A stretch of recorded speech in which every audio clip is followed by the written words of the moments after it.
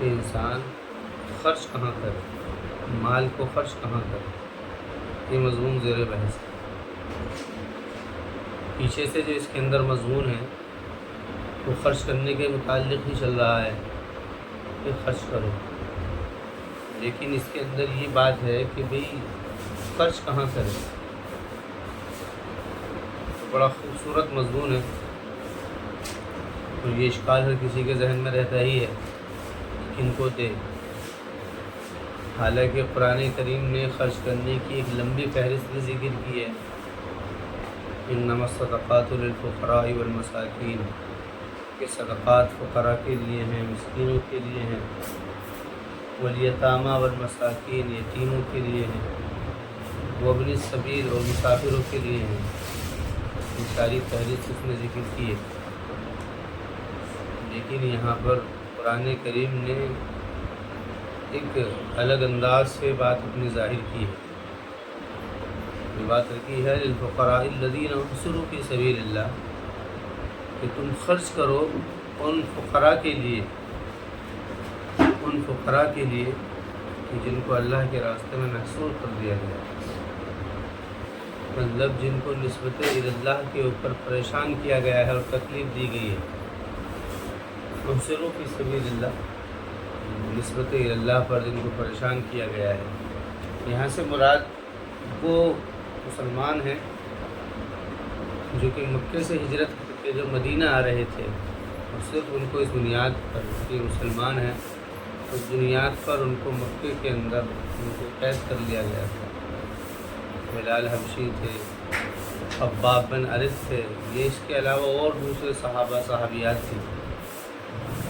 فرما رہے ہیں کہ تمہارا جو خرچ کرنے کا مصرف ہے، جو تم خرچ کرو گے، ان میں یہ لوگ ہیں محصورو فی سبیل اللہ، یعنی وہ فقراء ہیں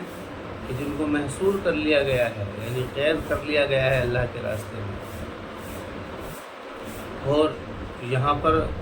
یہاں سے مراد اصحاب صفہ بھی ہیں، اور اصحاب صفہ تقریباً 1400 لوگ تھے، جن کا کوئی در نہیں تھا، ٹھکانہ نہیں تھا۔ وہ اس لیے بے گھر ہو گئے تھے کہ انہوں نے نسبت اللہ پر قدم اٹھایا تھا، وہ اس لیے بے گھر ہو گئے، ورنہ ان لوگوں کے بھی اپنے گھر تھے، ان کی بھی اپنی رہائشیں تھیں۔ لیکن جب اسلام لائے اور مکہ ان کو چھوڑنا پڑا، کیونکہ مکے کے اندر جو حالات پیدا کر دیے گئے تھے مسلمانوں کے لیے سختی کے، پریشانی کے، تو ان حالات نے ان کو وہاں سے نکلنے پر مجبور کر دیا، ان کو بے گھر ہونے پر ادھر بدر ہو گئے، بے گھر ہو گئے۔ تو یہ مصرف ہے خرچ کرنے کا، الفقراء الذین احصروا، یعنی ہر وہ شخص کہ جو کہ نسبت اللہ کی وجہ سے، یعنی اللہ تعالیٰ کی طرف نسبت کی وجہ سے جس کو پریشان کیا جا رہا ہو، یا اس بنیاد پر اس کو تکلیف دی جا رہی ہو، یا اس بنیاد پر وہ دقت اور پریشانی کے اندر ہو، نسبت اللہ کی بنیاد پر۔ حالانکہ فقر کی اور بھی وجہ ہو سکتی ہے۔ فقر کی ایک وجہ یہ بھی ہو سکتی ہے کہ انسان اس کے پاس میں کچھ کمانے کھانے کے لیے نہیں ہے، یا وہ تنگ دست ہے، یا فقر کی وجہ یہ ہے کہ وہ عاجز ہے کمانے سے، یا اور دوسری وجہ ہو سکتی ہے فقر کی۔ پہلا مصرف جو قرآن نے ذکر کیا ہے وہ فقر ہے، لیکن کہہ رہے ہیں کہ فقر میں وہ فقر جو اس وجہ سے پیدا ہوا ہے، نسبت اللہ کی وجہ سے پیدا ہوا ہے، وہ اعلیٰ ہے خرچ کرنے کے اعتبار سے۔ یہاں پر قرآن کریم نے اعلیٰ اور ادنیٰ کی بحث کو نہیں لیا ہے، لیکن جب وہ کسی بات کو موضوع بنا کر کے ذکر کرتا ہے تو اس کے اندر یہ اشارہ ہوتا ہے کہ یہ اعلیٰ ہے، یعنی کہ یہ مرغب ہے، اس کی ترغیب دی جا رہی ہے، احصروا فی سبیل اللہ۔ اب یہاں پر ذکر کر دیا ہے، پہلی شرط جو ذکر کی ہے وہ یہ ہے نسبت اللہ کی بنیاد پر اس کا فقر آیا ہو، پریشان ہو۔ تو دوسری شرط یہ ذکر کی ہے، یعنی دوسری وجہ بھی ہم اس کو کہہ سکتے ہیں،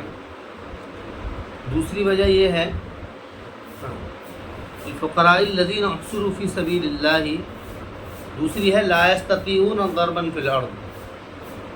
کہ ان کے پاس میں معاش اور تجارت کے ذرائع ان سے مفقود ہو گئے ہیں۔ لا یستطیعون کہ وہ طاقت نہ رکھتے ہو زمین میں، مطلب چلنے پھرنے کی، کمانے کھانے کی ان کے اندر طاقت نہ ہو، کمانے کھانے کی طاقت نہ ہونا یہ دوسری شرط ہے۔ یہ کس وجہ سے پیدا ہو سکتی ہے؟ اس کی وجہ ہے وہ بہت ساری ہو سکتی ہے۔ یا تو اس کی ایک وجہ یہ بھی ہو سکتی ہے کہ جب تبدیلی مکان ہوا ہے، ایک آدمی نے ہجرت کری ہے ایک علاقے سے دوسرے علاقے کے اندر، تو دوسرے علاقے کی کیا حوال ہے، وہاں رہنا کیا ہے، کھانا کیا ہے، بیٹھنا کہاں ہے، اٹھنا کہاں ہے، اتنا آدمی کو ابھی علم نہیں ہے، ابھی اس کی شروعات ہے، یہ بھی وجہ ہو سکتی ہے۔ اس کے علاوہ دوسری وجہ یہ بھی ہو سکتی ہے کہ اس کو اسباب ذرائع محصول، مطلب اس کو حاصل نہیں ہے، کہ کمانے کے لیے جتنی رقم درکار ہے وہ اس کے پاس میں نہیں ہے، یا کمانے کے لیے جو لوگوں سے تعلقات ہیں وہ اس کو درکار نہیں ہے، یا کوئی بھی اور دوسری وجہ ہو سکتی ہے، یا پھر اس کا عجز بھی ہو سکتا ہے۔ عجز کا مطلب کہ وہ اعضاء سے وہ کمانے پر قادر نہیں ہے، یہ بھی ہو سکتا ہے۔ بڑھاپا ہو سکتا ہے، اس کی مطلب عاجزی ہو سکتی ہے، کوئی بھی بات ہو سکتی ہے۔ بس قرآن نے بات کی ہے لا یستطیعون ضربا، وہ زمین میں کاروبار اور بزنس کرنے کی ان کے اندر صلاحیت اور استعداد نہ رہی ہو، طاقت نہ رہی ہو، لا یستطیعون ضربا فی الارض۔ اور ذکر کیا ہے آگے یحسبهم الجاہل اغنیاء من التعفف، یہ بات بھی ذکر کی۔ تیسری شرط یہ لگائی ہے کہ وہ اتنا زیادہ بے نیاز ہو کہ لوگ اس کو مالدار، کہ لوگ اس کو یوں سمجھتے ہوں کہ اس کو کوئی ضرورت نہیں ہے، وہ اتنا زیادہ بے نیاز ہو، لوگوں کے سامنے سوال کرنے سے، لوگوں کے سامنے ہاتھ پھیلانے سے، لوگوں کے سامنے اپنے حالات رکھنے سے وہ اتنا بے نیاز رہتا ہو، اتنا دور رہتا ہو، اس طرف مطلب وہ اس طرف وہ اپنے آپ کو ظاہر بھی نہ کرتا ہو۔ ایک تو آدمی ہے کہ وہ اپنے حالات کو بالکل وہ ظاہر کر رہا ہے، جہاں بھی جا رہا ہے وہیں اس کے چہرے کے اوپر سوال پڑا ہوا ہے، اس کے ماتھے کے اوپر جو سلوٹیں پڑی ہوئی ہیں وہ اسی بدحالی کی ہیں کہ جس کے پیچھے سوال پڑا ہوا ہے، جہاں پر جس سے بھی مل رہا ہے، یعنی کہ کوئی حال اس سے ایسا چھپا ہوا نہیں ہے، کوئی بھی حال ایسا نہیں ہے جو اس کے حالات کو چھپا رہا ہو، بلکہ ہر ایک حال اس کے حال کو ظاہر کر رہا ہو۔ قرآن کہہ رہا ہے تیسری شرط یہ ہے یحسبهم الجاہل، کہ جاہل یہ سمجھتے ہوں اغنیاء من التعفف، یہ تو بے نیاز ہے تعفف سے۔ تعفف کا مطلب یہاں پر یہ ہے، تعفف کے معنی پاک دامنی، یعنی کہ یہاں پر اگر دیکھا جائے تو یعنی کہ یہ ان چیز سے مانگنے سے یہ اس کو مطلب یہ تو اس کو کسی چیز کی ضرورت نہیں ہے۔ اب ایک چیز اور اس کے اندر قرآن نے کہی ہے، یہاں پر یہ بات کہی ہے کہ جو لوگ یہ سمجھیں، جو لوگ یہاں پر دونوں باتیں ذکر کی ہے، جو لوگ یہ بات سمجھیں کہ بھئی اس کو کسی کی ضرورت نہیں ہے، وہ خود جاہل ہیں۔ مطلب یہاں پر دیکھو کلام کیا ہے، یہاں پر کلام یہ ہے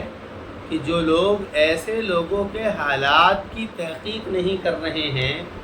اور ایسے لوگوں کے حالات کے لیے چل پھر نہیں رہے ہیں، وہ لوگ جاہل ہیں۔ قرآن کی نظر میں جاہل کا مطلب یہ ہے کہ وہ بے شعور لوگ ہیں، ناسمجھ لوگ ہیں،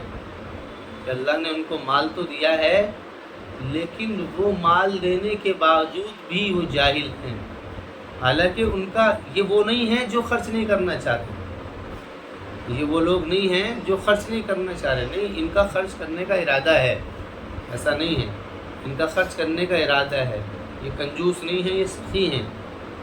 یہ کنجوس نہیں ہیں، سخی ہیں، لیکن ان کے اندر ایک کمی یہ ہے کہ یہ ایسے لوگوں کو تلاش کرنے کے لیے چل کر نہیں رہے ہیں، ایسے لوگوں کے حالات دریافت کرنے کے لیے کوشش نہیں کر رہے ہیں۔ تو جو سخی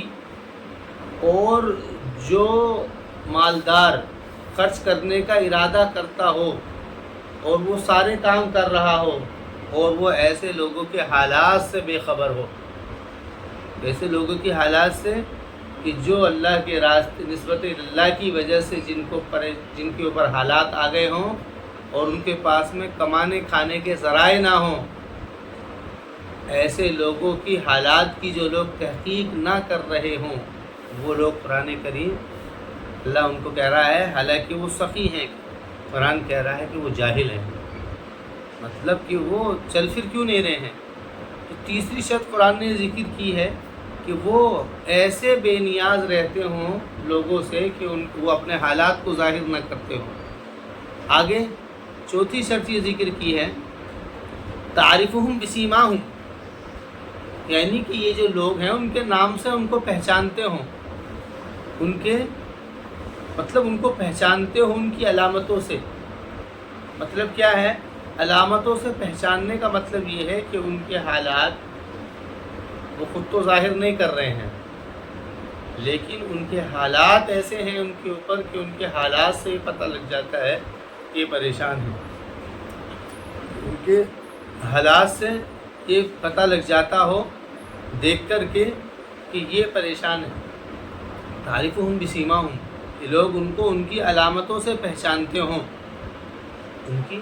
علامتوں سے پہچان لیتے ہو کہ ہاں یہ مشکل ہے، پریشان ہے۔ ایک موقع پر ایک آدمی، عید کا موقع ہے، ایک آدمی اس کے اندر اچھے نئے کپڑے پہننا ہے، دوسرا آدمی وہی پرانے کپڑے پہننا ہے، اس کا ارادہ نہیں ہے اپنے فقر کو ظاہر کرنے کا، لیکن جو اس کے پاس میں ہے وہ اس کو صحیح درستگی میں اس کو کر رہا ہے۔ ایک آدمی کے پاس میں افطاری کا مسئلہ ہے، اس کے پاس میں روزہ ہے، اس کو بھی افطاری روزہ وہ بھی رکھ رہا ہے، لیکن افطاری کا اس کے پاس میں ایسا موقع میسر نہیں ہے، تو وہ پانی یا ایسے ہی چھوٹی موٹی چیزوں پر افطار کر لیتا ہے۔ یا جو بھی انسانوں کو ضرورت ہوتی ہے کہ نکاح اس کے ہاں بھی ہو رہا ہے، لیکن اس کی جو بیٹیوں کی شادیاں ہیں وہ ایسے ہو رہی ہیں کہ پتہ بھی نہیں لگ رہا ہے۔ ایک تو پتہ نہ لگنے کی وجہ یہ ہے کہ کہ وہ اپنے حال کو کہ وہ اس لیے کر رہا ہے تاکہ یہ حالات، تاکہ یہ زیادہ سے زیادہ چھپے۔ ایک یہ ہے کہ وہ مجبوری ہے، فرما رہے ہیں کہ اس علامتوں سے اس کی پہچان ہو رہی ہو، تعریفہم بسیماہم، کہ لوگ ان کو ان کی علامتوں سے پہچانتے ہو۔ یہاں سے مراد قرب ہے، یعنی کہ وہ ان کو جانتے پہچانتے ہوں، وہ ان کے رشتہ دار ہوں، وہ ان کے تعلق دار ہوں، یا وہ ان کے پڑوسی ہوں، یا اس کے علاوہ اور کوئی اور دوسرا نسبت ہو ان سے۔ تعریفہم بسیماہم، کہ وہ ان کو ان کی علامتوں سے پہچان رہے ہو کہ یہ حالات کے مارے ہوئے ہیں۔ چوتھی شرط یہ ہے، تعریفہم بسیماہم۔ پانچویں یہ ہے، لا یسألون الناس الحافا، کہ جب ان کو حالات ان کو زیادہ تنگ کر دیتے ہوں، حالات ان کو زیادہ تنگ کر دیتے ہوں اور ان کو بالکل پریشان کر دیتے ہوں، بے بس کر دیتے ہوں، تو وہ لوگوں سے نہ سوال کرتے ہوں لپٹ کر کے۔ مطلب کہ مسئلہ یہ ہے کہ وہ اپنے حالات کو تو ظاہر نہ کرتے ہوں، لیکن جب ایسی دقت پریشانی ان کے اوپر آ جائے جو کہ یعنی کہ ناقابل برداشت ہو جائے، برداشت کی وہ چیز قابل نہ رہے، تو ان کی زبان سے سوال کا ایک لفظ نکل جاتا ہے، سوال کا ایک لفظ، یعنی یہ بے خودی میں نکل جانا مراد ہے۔ مطلب یہاں پر یہ نہیں ہے کہ وہ لپٹ جائے بالکل ایک دم کہ دے دو دے دو دے دو، پریشان ہوں، بڑا مجبور ہوں، نہیں، بس ایک بات ان کی زبان سے نکل گئی کہ یہ حال ہے ہمارے اوپر۔ تو لا یسألون الناس الحافا، کہ وہ لوگوں سے لپٹ کر کے سوال نہ کرتے ہو، لپٹ کر کے۔ الحاف سے مراد وہ یہ لحاف، مطلب کہ اوڑھنا، لحاف اس کو کہتے ہیں جو ڈھک دیتا ہو۔ لا یسألون الناس الحافا، کہ نہ لوگوں سے وہ سوال کرتے ہوں الحافا، لپٹ کر کے۔ وما تنفقوا من خیر فإن اللہ بہ علیم۔ تو قرآن کریم نے یہاں پر یہ 5 شرطیں ذکر کی ہیں کہ جن لوگوں کے اوپر خرچ کرنا ہے۔ پہلی شرط وہ فقر جو کہ نسبت اللہ کی وجہ سے پیدا ہوا ہو، پہلی شرط یہ ہے۔ اور دوسری شرط کہ وہ کمانے سے عاجز ہوں، وہ کمانے سے عاجز ہوں۔ اور تیسری شرط یہ ہے کہ وہ اپنے حالات کو چھپاتے ہوں، کہ وہ اپنے حالات کو چھپاتے ہوں۔ چوتھی شرط کہ چھپانے کے باوجود ان کے حالات ان کے فقر کو ظاہر کر دیتے ہیں، چھپانے کے ساتھ باوجود بھی ان کے حالات ان کے فقر کو ظاہر کر دیتے ہوں۔ اور پانچویں شرط یہ ہے کہ جب ان کی یہ حالت ہو جائے کہ چھپانے کے باوجود ان کے حالات فقر ظاہر ہو رہا ہو، یعنی کہ اس قدر تنگ دستی ان کے اوپر آ جائے تو ایک آدھ زبان سے ان کے ہاں سے سوال نکل جاتا ہو اپنی ضرورت کا. یعنی یہ ایسی 5 چیزیں ہیں. وما تنفقوا من خیر فإن اللہ بھی علیم، اور جو کچھ بھی تم خرچ کرتے ہو خیر میں سے تو اللہ تعالیٰ اس کو جانتا ہے، اللہ تعالیٰ اس کو جانتا ہے. اور الذین ينفقون اموالهم باللیل والنہار سرا، اور اللہ فرما رہا ہے کہ جو بھی تم خرچ کرو گے دن اور رات میں چھپا کر کے یا دکھلا کر کے تو ان کے لیے ان کا اجر ان کے پاس میں ہے، کہ ان کے لیے ان کا اجر ان کے رب کے پاس میں ہے. ولا خوف علیہم ولا هم یحزنون، اور ان کو کوئی خوف نہیں ہوگا اور نہ ہی وہ غمگین ہوں گے.